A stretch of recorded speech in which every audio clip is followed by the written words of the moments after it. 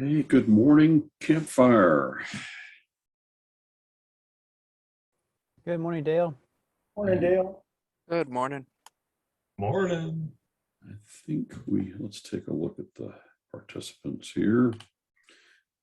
Yep, we have a cast of regular crew. Let me run through the introduction. So Low Code Campfire, we get together every week. This is the 20th episode. Today, main topic is Brainstorm, but there's a lot of good things. I think I've actually planned some stuff for this one, so it ought to be a good one. This is a community gathering that is available to all skill levels. And the idea is we're going to talk about techniques, challenges, experiences with PlantAnApp. And we record this. It's available on our YouTube channel, which is youtube.com/PlantAnApp, and you can use the QR code there if you haven't subscribed yet. We have a pretty flexible agenda. We say hi, and then we just talk around the campfire. It's very interactive, so jump in. If you've got noise going on behind you, then please mute. We've gotten several questions and topics, some added to today's agenda, so you can use that QR code to open up a nice Google form to drop some stuff in if you have suggestions. Other than that, let's see if there's anybody new to the group. I don't believe there is, but anybody that wants to say hi, please jump in. And we'll also do first call if anybody has anything amazing or burning that needs to be discussed right away. I have a feedback thing for Ben. I heard my name. So on the community posting on the PDF issue, there is on that link I sent you, there is free availability. So, Oh, there is? I thought it said the account was free, but I thought you still had to purchase credits in order to actually process anything. they'll give you a bunch of credits when you sign up. Oh, okay. And then what happened to me was after I was testing it, they said, how did I like it? And I said, well, I'm still working with it. And they said, well, here, have more credits. Go play with it. Oh, good to know. So is this the scraping of the PDF? Yeah. You know, that sounds like a really good use case that Yeah. we could certainly put on the list to tackle here sometime. So, or if you tackle it and you want to show us what you learned, I like that even better because it's less work for me. I'll do my best. I love to see the community working like that, ideas coming up and back and forth. So that one had good participation. All right, so let's dive in. See, this is leader's choice. I get to do the slides, so then I get to do the I get to go back to things that didn't work the last time. So there was this question, output of a workflow and a RazorScript for each, and how do we return stuff as a database token? And my answer was, well, you can just simply turn that into JSON and return it back that way. Now I realized that and I've gotten more email from the original questioner, and this wasn't exactly the question he was asking, but it did pose an interesting thing that I wanted to solve. So, and an interesting thing that I learned again from Radu. So here's the output. We have a workflow that returns a whole bunch of JSON output. This is the user's output. And if we were to go into Code Beautify here, come on, take a look at it. It's a nice, so it's returned good JSON. So the question is, how did we get here creating a JSON object? So if you can start from SQL, load entities SQL. And so in this case, I'm just selecting everything from users to get a very simple output called user entity. But before last week, I didn't know how to convert that easily into JSON, and kind of went round the way around the long way to get it to happen. But create JSON object will do it for you easily. So we did that by passing in the name. This is the properties that we pass in that we want to create is users. We're passing in user entity, and just to go back to a pet peeve of Jeff's here. I can't tell you why we're passing it in as the name of the thing instead of the value of the thing, but there you go. You pass in user entity that we created in the last step and tell it that that it's an entity list, and it puts it into JSON output, which we then output here into a variable by the same name. Could have called it anything, but created JSON output. So when we run it, we get all our users in JSON. So if you wanted to create something that was going to do selection and you needed JSON as a result, maybe you're going to process it or parse it or put it into an entity list in some other workflow, that's the way to, one way to pass it back and forth. So I flubbed on that one last week when I was trying to display it, because I was trying to use a run SQL thing instead of a load entity SQL. Couldn't get anywhere with that. So you got to use the right tools, but load entity SQL, create JSON object, and it does a great job. So that's my redemption from last week. Anyone struggle with that one, or is it just me?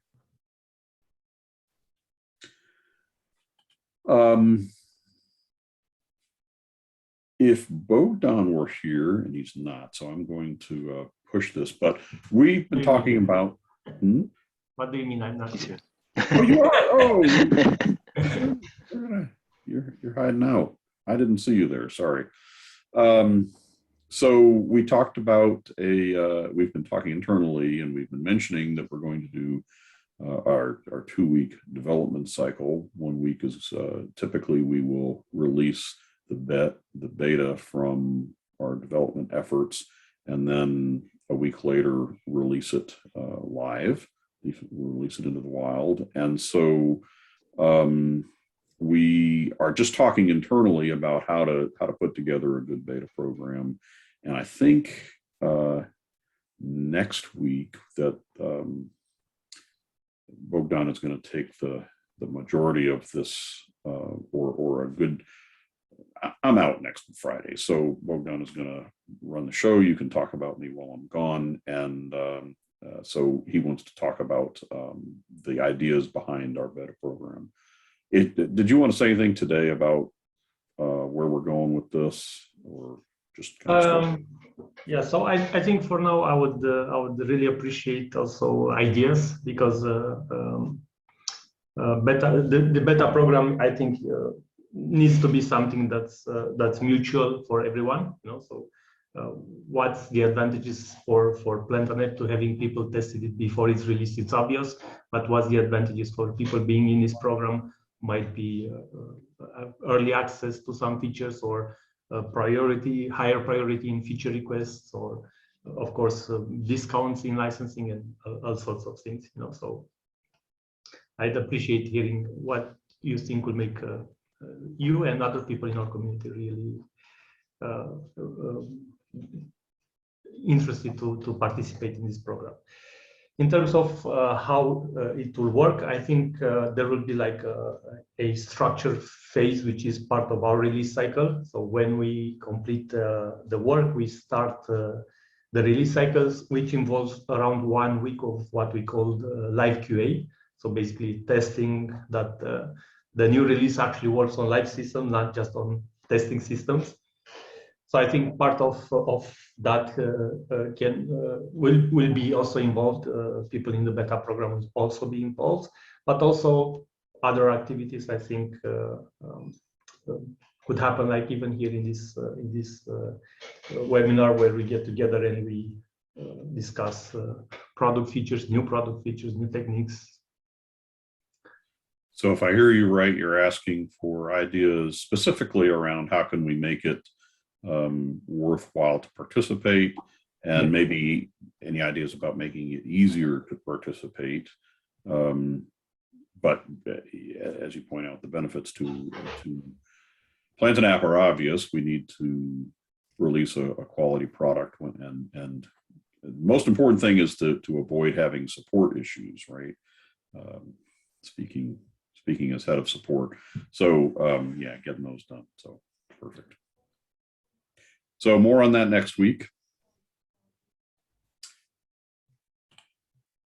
One thing that came up, and I kind of teased a little bit on Campfire, was dynamic listings, and this was an implementation of something that that was asked on community forum, and Ben had a great answer to. So I actually implemented it, but I also I'm going to use this as the launch of the Campfire collaboration site, and so the idea here, I think we talked about this a little bit last week, but the idea that we have a site where we can put things where we can contribute, or that if I contribute, that rather than seeing it as something that you have to import and put into your projects, that you can poke at something that we've actually put together. So I'm going to cover this as the first entry into what I hope we can all contribute to.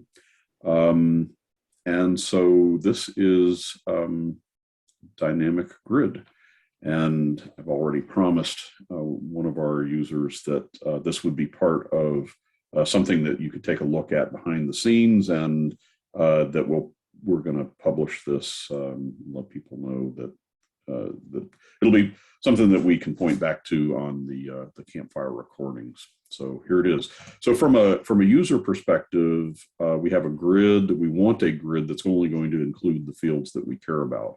So for example, we could pick first name, last name, and submit, and we get a grid that has first name, last name, and I've always included the ID column. You can't, for this particular one, you can't choose whether or not that's part of the grid, but you can otherwise choose what is. So if you wanted to have username, first name, last name, and submit, then all those fields appear in the grid, or we can turn them all on. Now this doesn't, so now we can see all the different fields. So the question is, how does that go together? And I thought the easiest way to do that was to take a look at the components individually. So we have a choose fields component and a dynamic grid. So first we'll just deal with the choose fields. What I'm doing is I have a select fields that just has a list of fields, nothing amazing, but these fields match up to the fields from the users table or the data table that I'm getting these from. I'm actually not using the user table from this site because I don't want to reveal the real user list, but I am so I've created an entity, and these are the field names from the entity. The next step is that I've created a SQL field. It's a hidden field with a custom value, and it doesn't have anything in it. It's just a placeholder. And then I have also a hidden or debug information for when I'm trying to sort out some of the problems with it. But the main action happens here in the submit button, where I do a inject data. And so I'm building a default SQL select ID from, and this is my entity, app dynamic user. So we'll take a look at that, I guess, too, in a minute, app dynamic user. But the inject data, excuse me, the next step is if the selected fields, the thing that we had up above, is not empty, then the selection is now select ID comma selected fields, because selected fields,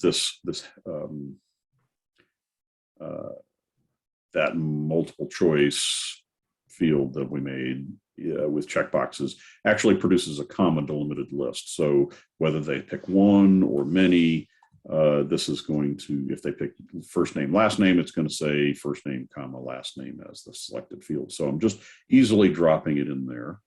And then I'm passing this to the grid. I'm choosing to do it by the session variable called DQ for dynamic query. And so the SQL that was generated here, the hidden field, I mean, it doesn't have to be this particular way. This is just how I chose to do it. This SQL is being set into a session variable that then is accessible to the grid.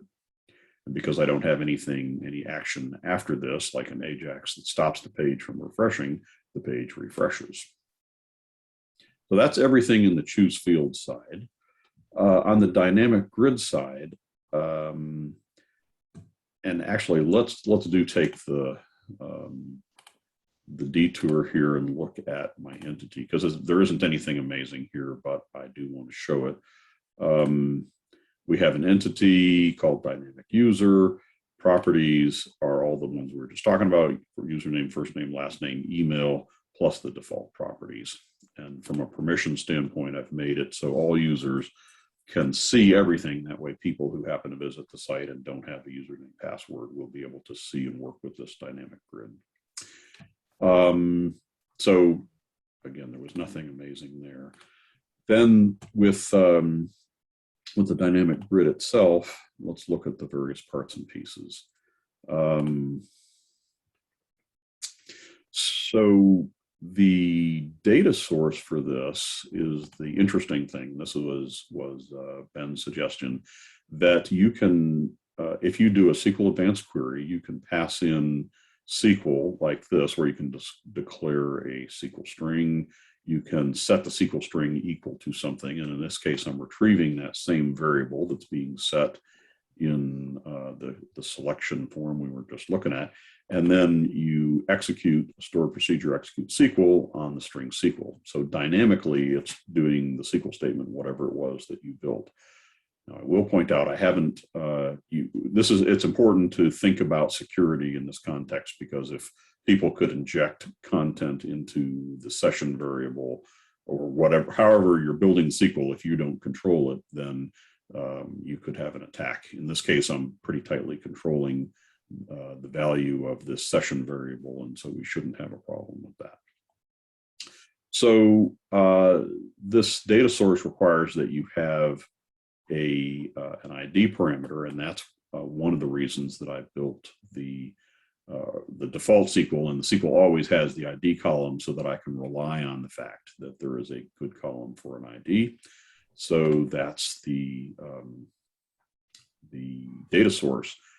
From there, I've added all of the columns, the ID column plus username, first name, all the different ones that we can select into the grid, and they're always there, except that we suppress them out with a field condition.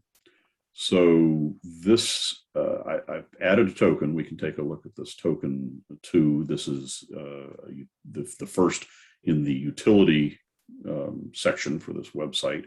And so it is a contains token, and we're searching for some value out of some string. So if the session DQ, which again is the SQL statement, contains comma username, and actually I'm adding a little comma here in the syntax too to make sure, whoops, I didn't mean to click that. To make sure that this, if there were very similar close names, that hopefully that would eliminate a false positive there. But we're just saying if it contains username, then we're going to include the username column. And this one, very similar, just says if it contains the first name column, then this field is visible, otherwise it's not. So this is the part where we're getting the dynamic, right? And then a couple of other features that are kind of important. In the general settings, I've said that I only want to show this grid if there's a value here. If somebody's browsing to this for the first time and doesn't have a dynamic query established in session, the grid's going to blow up, and I just don't want to show it. So once until they've picked something on the form and submitted, this grid is just not going to show. And then from a, this is a totally optional thing, but it's just for the purpose of debugging, I've added a details button that is the special data source detail view button, and I'm displaying some things here. This is just to demonstrate how this thing works and what's going on. So we're showing the SQL query, we're showing the true false values for each of the individual fields. So let's take a look at that thus far. So we see, you know, we have this details thing, and this details is going to be the same for every record in the thing. It's only to demonstrate what the query is and that username is going to be true. All these different things are true. If we change the fields and submit, then we get which ones are true, which ones are false. So this is just part of my testing and debugging thing and wouldn't really be part of a final solution.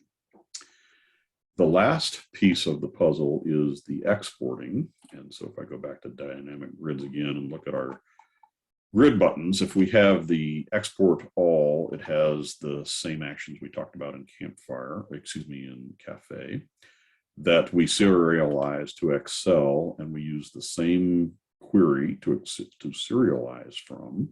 So we run the same SQL to get our output.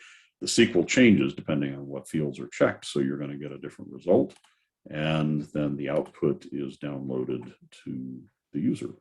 So if we export with this set, it's just first name, last name, and see the output, we get a couple of columns, first name, last name. If we select more fields and export, we get more fields because it's all dynamic. So there's probably one more step I'm going to walk through, which is what it takes to add a field. But questions so far,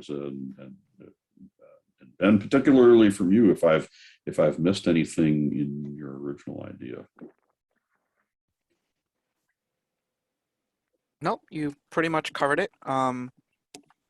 You know, the only thing, like you had mentioned though, with regards to security is just that typically I don't pass an entire SQL statement. I usually would hard code the SQL statement and then just pass the exact items that would be required. So like just field names.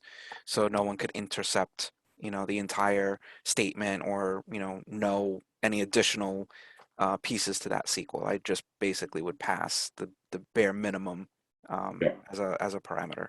But other than that, yeah, you nailed it. Well, I'd like to say this is pretty slick, Ben. Yeah, totally agree. Yeah, nice.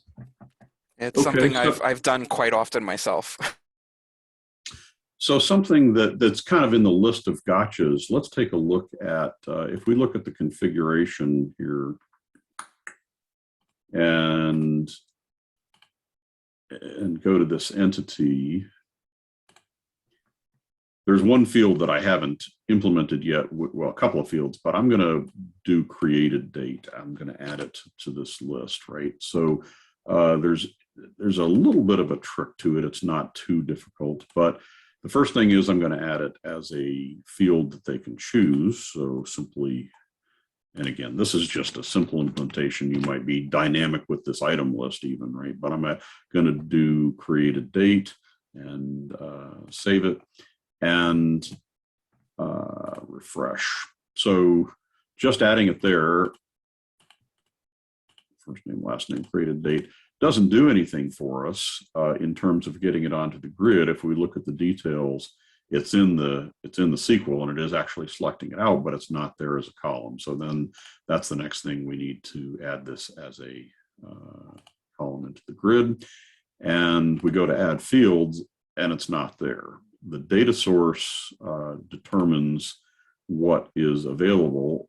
You can either add columns here you could have a list of columns, and then that same list could be here, and then that would very straightforward make it available as a field that you could add. Or another way is, now that I've selected it as a parameter, and actually this will work. So we update, and when we say add fields, it's there. I would typically do it with all fields. I think this will still work. So we'll do create a date, and then we'll use the same logic here, this show hide logic, and here, and it's the created date that we're searching for to see whether or not to include it. And let's see if this is going to work now. So yeah, so now let's just try it out with everything turned on. And it's there and it works. So that's just kind of the one gotcha, that the field isn't there unless you include, either run the SQL or include it in the list of fields. This utility token is, I've said before, I approach the world as a SQL guy. So this is a SQL that, excuse me, this is a SQL-based token. We can edit it actually, but it returns it. You have a search for a value and string value. So if this string is not found in this string, it's false. If it is found, it's true. And so we can manipulate it that way. If we were to look at it, it actually, in my definition, it says exactly what it does. And there's some parameters that have defaults. So if you want a different true or false out of it, you can provide a true value and a false value. So you could get yes and no out of it versus true and false. But I've defaulted it to true and false so we can use it as a simple conditional. And then, as I said, I just kind of approach the world in a SQL way. So this is using the SQL char index to figure out whether or not the thing appears, and that is case insensitive. Since I've also enabled cache on this. This could be as long as you want, but any set of parameters that you pass in is always going to return the same result. So a long cache time makes sense, and I just accepted those defaults. So hopefully that is the start of a library of tokens and contributions. In that vein, I have, if you just click on contributions here, there's a table called contributions, and so I have one called Dynamic Grid. It tells what it's good for, and you can click in on it, and it brings you right to the page. So my hope is that if anybody wants to be a low-code engineer on this Campfire site, that you could add your own contributions or investigate mine. Anybody want in? Yeah, put me in, Dale. All right, well, anybody who wants in, let's do a... I wouldn't turn that up. So with great power comes great responsibility. We talked about this last time. Oh, I'm sorry. Well, I'm saying this, put your email address that you want in on the chat, please, and I'll paste them here in a minute. But one of the things about this is, this is kind of a closed group, and you guys know what you're doing, but if you have access to look at it and export from it and do whatever, you also have the ability to mess it up. So try not to mess it up, but feel free to create your own. You can export the solution, right? And I've actually set up a way.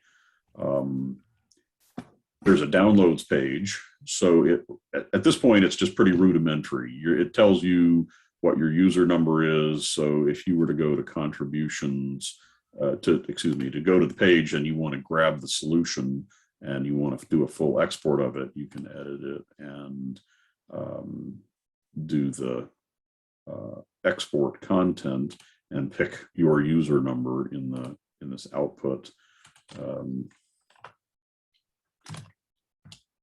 So yeah,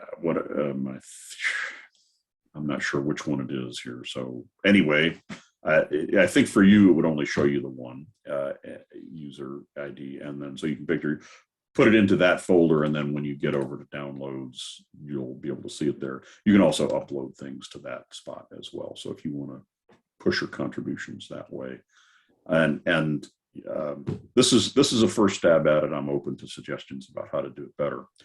But from a structure standpoint, I've just added it as under contributions and made a page under my name, made a page for the thing. If we get too many, we'll have to restructure, but that's the idea is, and then if you add one, just go to contributions and hit the new button and fill in the blanks, which is going to be, the name, the description, and the link to the page. Cool. So I will get around to adding people next. Hey, Dale, Yes, sir. could you pop the URL for that up in the chat too, please? Oh, that would make sense. Let's do it yep. Thank you. Thanks for asking. Dale, if you don't mind, I was just gonna mention one little thing on your utility because you said you like using SQL and whatnot. That Yes. utility that you created to split out and look to see if it contains something, there's actually a built-in DNN function that we all have access to. It's called DNN_convert list to table. It accepts a delimiter value and a string. And you can actually split that out. It turns it into a table, and then you can search that table for one value. You don't then have to worry about the extra commas. It will split everything out into individual rows and then just say, count whatever if it's equal to 1, and you can write your SQL that way. That way you can guarantee that every item is going to be exact. You're not going to find close matches or anything like that. Very useful. I oftentimes, for my purposes, I oftentimes make sure that on a delimited list that I just make sure that both sides have a beginning and ending delimiter, and then that ensures that it works. And it's kind of very visual and straightforward. But I would love to see that solution. And if you wanted to dump that token in here and demonstrate it, I would have to watch it on the replay if you did it next week, but yeah, I think that would be great. Will do. Yeah, I suspect you have a ton of tips that I don't know about. I'll bet he does. Yeah. I actually have the same token you do, kind of, except I don't use SQL. I actually wrote it in VB as a RazorScript. But either way works. I've done it in my SQL code directly. Using the convert list to table, and then I've also done it as a token using VB Razor.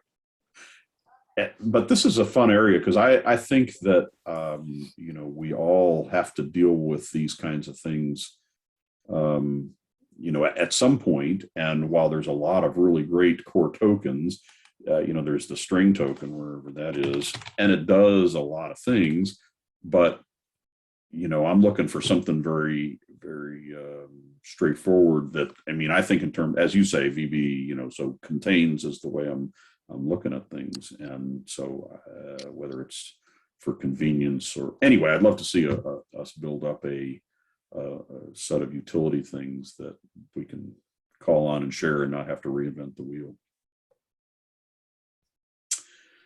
Good. While you're in there, Dale, Yes. in your token definition, I noticed you set the caching to Yes. 60 and global. On a token like that, where you're dealing with session variables and stuff like that, is global really what can you leave it at global and not and have separate results? Or is it gonna... So I think I think the answer is yes. Let me explain my thinking, and then if anybody else has a better answer.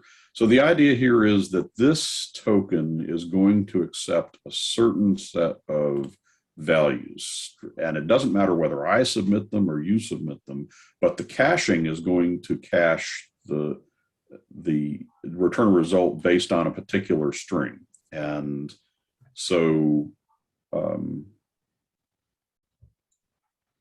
searching for X inside of WXYZ will always return true, whether you're me or you or anyone.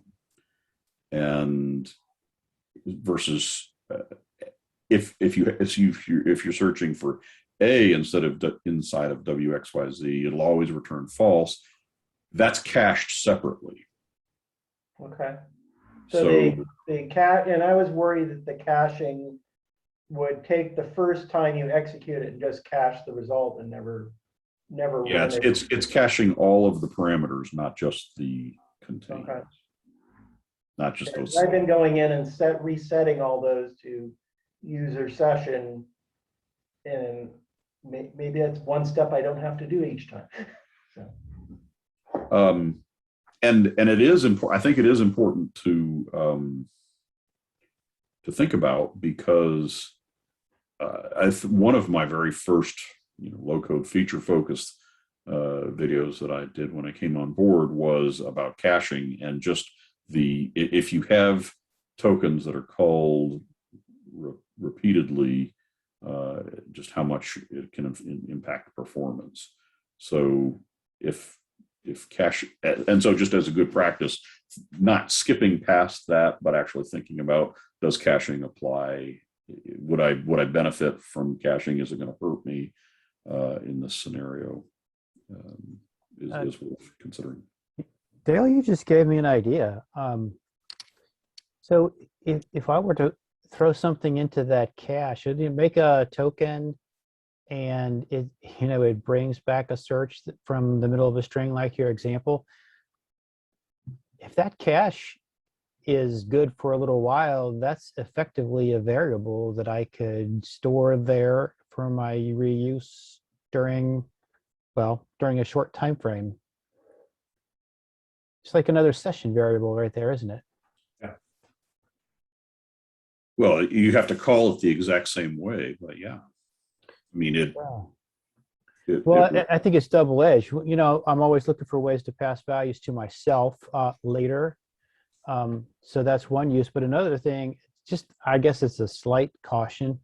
If it's a global cache, if a smart person knew what they were looking for, they could fish for values that other people have run through that token. So no passwords and credit card numbers is the idea. Yeah. No sensitive information in there, please. Yeah.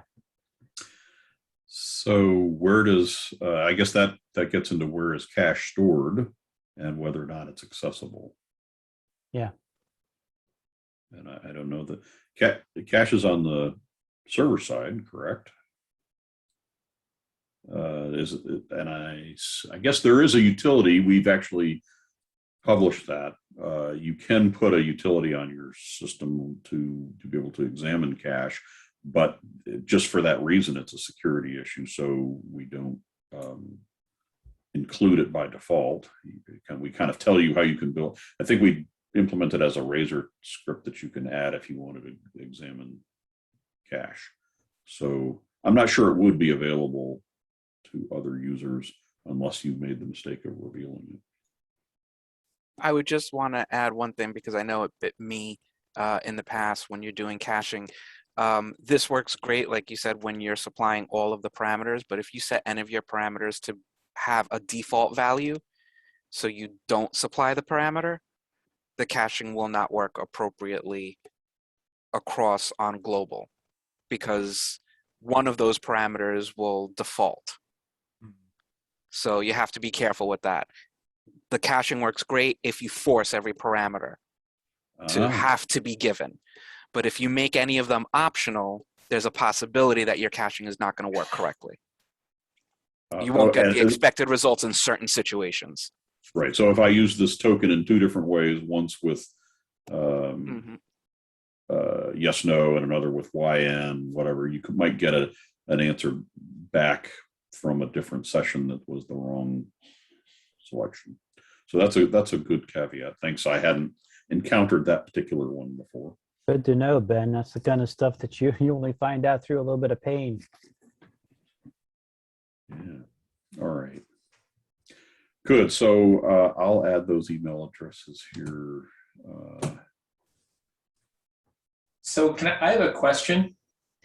We talked, I think, last week or so about session variables and then setting that on the server. your timeout. And I think the default is 20 minutes. So the question is that per server, or is that per application pool? Does anybody know the answer to that? I think it's per application pool, but I'm not sure.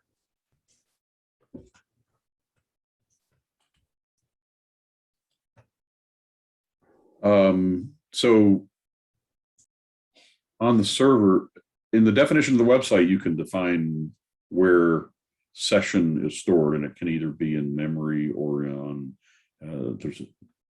I think you can choose other providers, but one of them is definitely SQL. So if you had a web farm kind of environment, you would want to use SQL instead of server level. Is that part of the answer? And I think also, maybe I will add to that, the server variables are saved per user. So each user has their own session.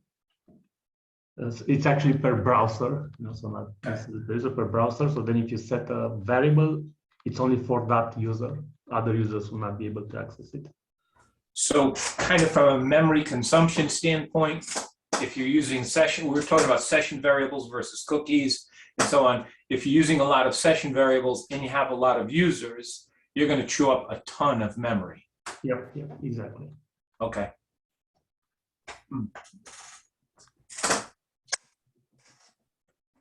Thank you. Welcome. Good question, Matthew.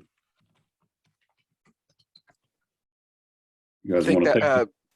sorry, just to jump in, Matthew, I think that's one of the reasons too, when you're dealing with session variables, you always want to make sure you set an expiration to those, similar to the cookies. You don't want them to stick around for too long so that you're not overly taxing, your system unnecessarily. Right. Or you just set your app pool to reset every 10 minutes. Yeah, then you'll have a lot of unhappy users. Yeah, I think the session variables also expire by default. I think every 20 minutes. So if the user is not active for 20 minutes, I think is the default. Correct. Then the session is cleared from the memory. Right? Thank you very much. Great. Well, so that's kicking off the launch of the Campfire collaboration site. We're going to have, that is part of our systems that are going to get backed up daily. So if it does get disturbed, we can, if you know that you've done anything to it, shoot me an email, or otherwise let me know so that I can set up a restore. Otherwise, hopefully it'll just rock on. And I also thought this might be a good spot that we could start to, when we do things interactively in this group, that we can start adding them here. And so maybe we can add more menu items and start working our way through putting things in as we or if we pick a something to collaborate on, that we can do it here. So. Which brings me to, we talked about it last week. What can we build during Campfire? What would be useful, whether it covers the gamut of the product so that we kind of touch on everything over the course of time, or, we talked about these utility kind of tokens or useful tokens. Any ideas about where we want to go with Campfire? Specifically, not, we kind of talked about it in general last week.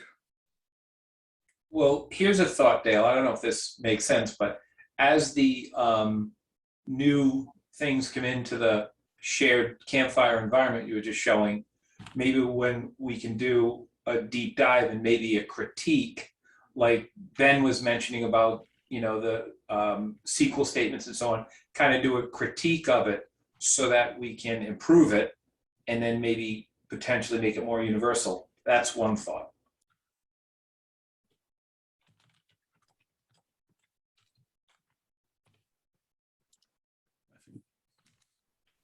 Good suggestion.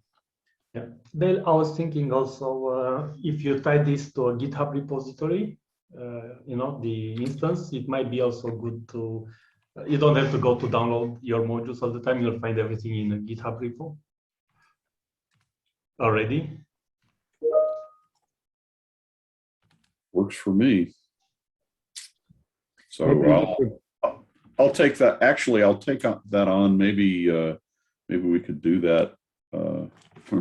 Depending, we might could get that done in the next 15 minutes. What else? Maybe I was during one of these, sorry, Ben. Sorry. Maybe you could run through getting it out of the GitHub repository once so we could all see that. No, I mean, not right now, but like sometime in our campfire. Getting it out of the repository? Yeah. Is that what you said? And I haven't done that myself, how to get it out. I mean, do we support returning a site from a GitHub yet?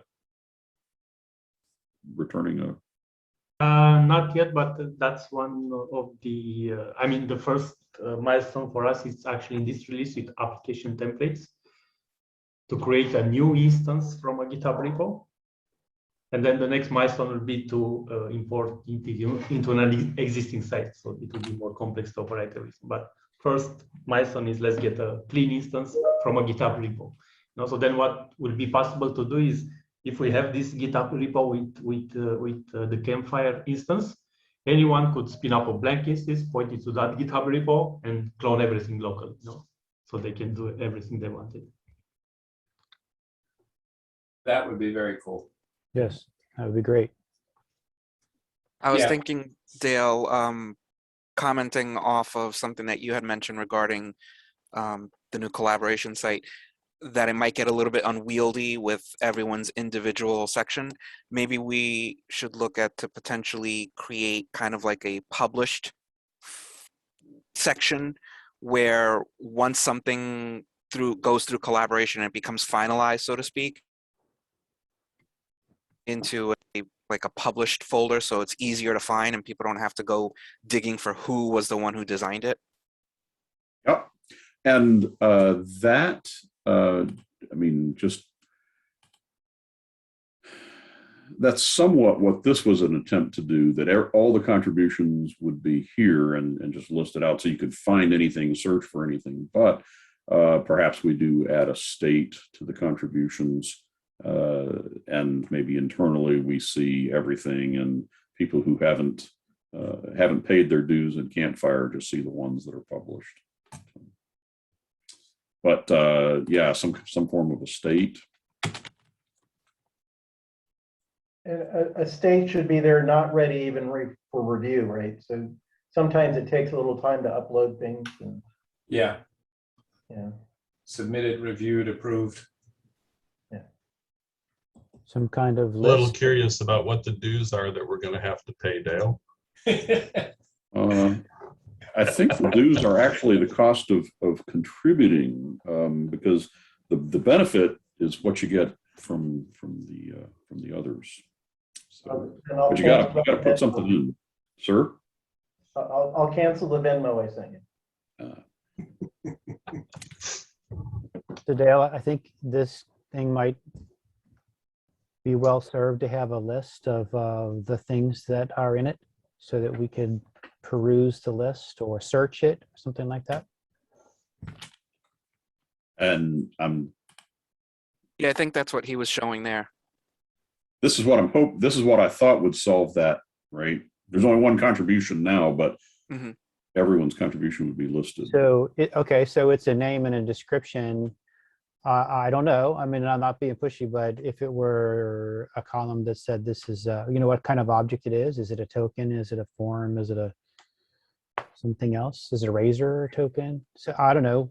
Sure, Like Category. for Like a filtering. horizontal checklist of things used to make this happen. And maybe even the contributor themselves, because if, Yeah. let's say you wanted to find everything that a particular person created, that you know that person created, it might make it easier to find their stuff. Yeah, I'll be looking for Ben's stuff. Yeah. No question. Or at least who to call for further follow-up. Yeah. On the idea of the state, maybe, I know it'll probably be a little bit of additional work, but if it's put into a not ready state, it'd probably be better if only the contributor at that point can see it and play with it. That way no one else can accidentally go in there while someone is building something. Yeah, there's a, You know, when you're Yep. ready to put it to review mode, then everyone else can see it. But while you're in the process of writing it and you have it as a not ready state, only the contributor has access to it. yeah, and I'm not, yeah. With the level of access that I'm giving, I'm not sure that you'll be able, whether we'll be able to actually enforce, but at least by custom. But it's a good idea. And yep. So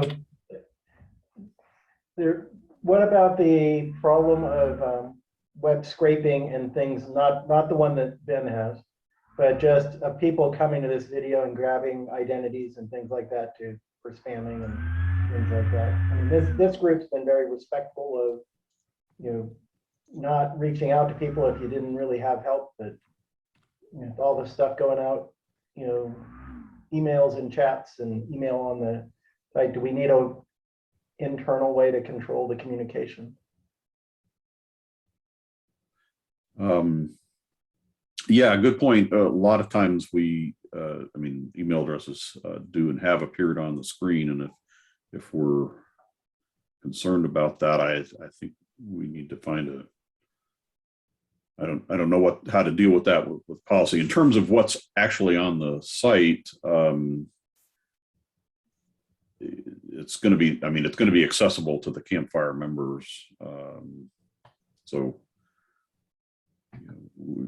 I would certainly limit this to only people who are actively, in participating in this group, and it could certainly get unwieldy at some point.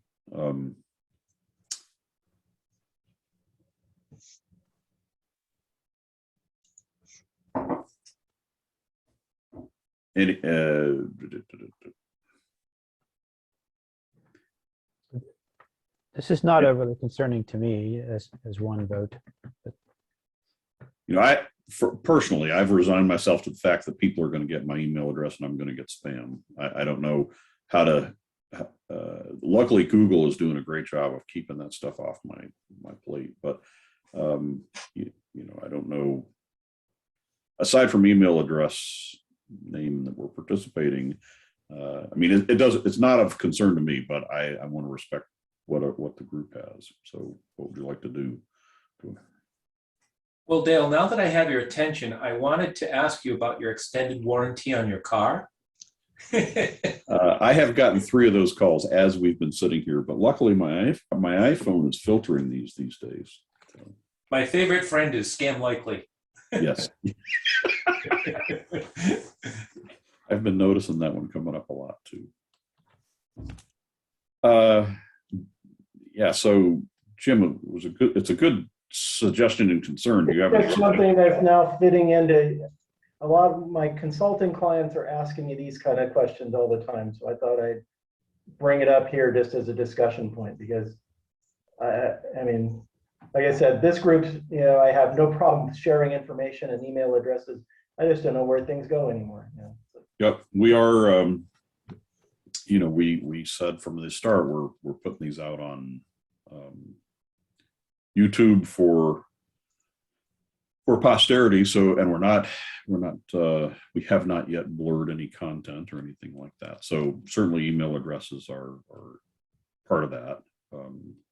Somebody'd have to watch them to see it, but they're there.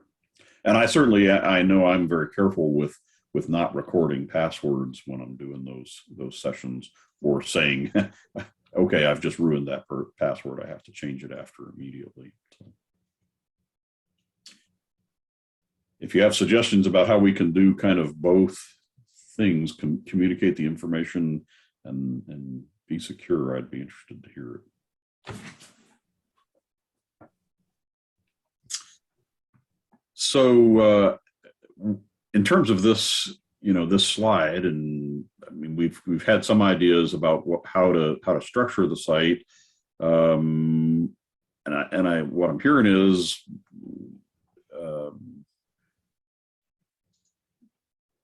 rather than focusing on anything particular, just trying to get everybody and anybody who wants to contribute a solution so we can start. I mean, not necessarily like working on a particular thing, but rather something that you think might be useful to the community. Is that where we're starting? Speaking for one, I would say I would prefer to see things as we seem to have been doing it now, which is we're touching on topics and techniques versus building a complete solution of some type. I'd prefer to see the former instead of the latter.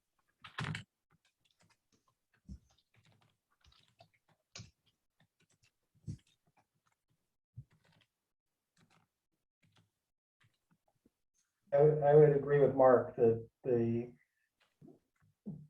solution we build would be to address somebody's problem that they're running into on a week-to-week basis. Yep. Yeah, you said it better. And oftentimes we've kind of broken into code, and that's my kind of my support test site. And rather than doing that in the future, I would envision having a Campfire session page that we can drop stuff on and interact with and do, and then whatever we come up with will just kind of be part of what anyone can go back and research. So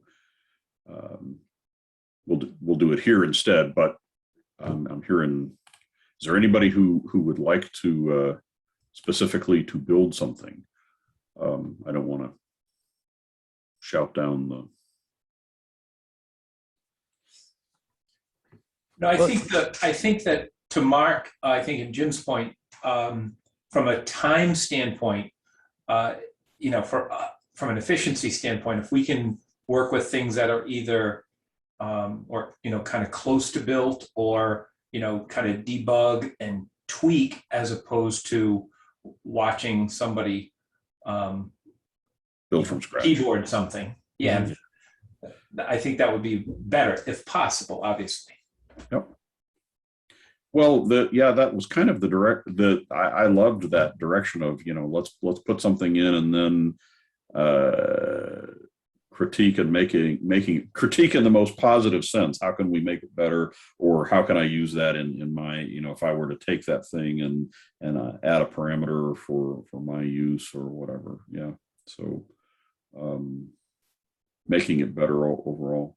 Well, let's start there. And so feel free to contribute. If you don't have, if for any reason I didn't give you the right access or anything like that, let me know. For anyone watching this video after the fact that hasn't been participating, send $100 to. Let's see, what else do we have? I think, and then there was one more slide, one more question added in advance. We've got our 3 minutes left here, and this was just, how are people managing migrations, multiple environments, keeping them in sync? So there's the what are we doing now, and then what's going to get better. And I think this is the area where, Bogdan is just letting us know that the ability to move things around with GitHub is being developed. Things are, the repository part of it, as far as I know, is working. Correctly recording the changes into the repository, being able to retrieve it and create an application from a repository is our next step. But then this is the kind of ongoing thing, how, especially with multiple environments, managing them. So from a today standpoint, how are you guys? Anybody with great solutions to this?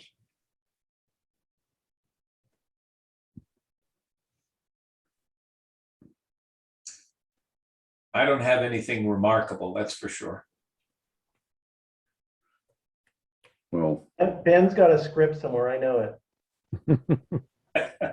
I have this planned in my head, because I actually have to do exactly this type of thing for what I do, in the sense that I will be creating miniature applications that need to be copied over to sites and kept in sync. I know that the GitHub repository is something, but you know, until that's in effect, or I don't know how long it'll be before that becomes available, I may have to find something to do on the side. I know that I want to say in version 14, you guys released that ability to programmatically export XML for modules. Modules, absolutely. And that's one of the methods I was thinking of utilizing in some way, shape, or form, to be able to create an API that would automatically, programmatically export the XML, transfer it to whatever other system, and then re-import it where it's designated to go. And from a module standpoint, that, I mean, when I tested that, they just exceeded my expectations completely. But for things that are non-module, that gets a little bit more tricky. And with PlantAnApp, that's where we live. Entities, workflows, APIs are content of modules, not modules. Forms, grids, tabs are all modules and can be moved around at will, which is what we've solved. So, all right, see you, Jeff. Good. All right, well, so I think this is going to be a recurring question and one that's going to get better, but we do have to, this is in order to grow and to be able to support these commercial environments and multiple environments. This is something we've got to get good at. So we will be revisiting this question. This has been a good hour. Thank you all for participating, and I'm looking forward to the collaboration. As I mentioned, I'm off next week, but we are in good hands with Bogdan running the show. All right, thank you. See you next week. Very good. Good to see you all. Thank you. Good to see Bye, you all. everybody. Bye. Thanks, Chris. Bye.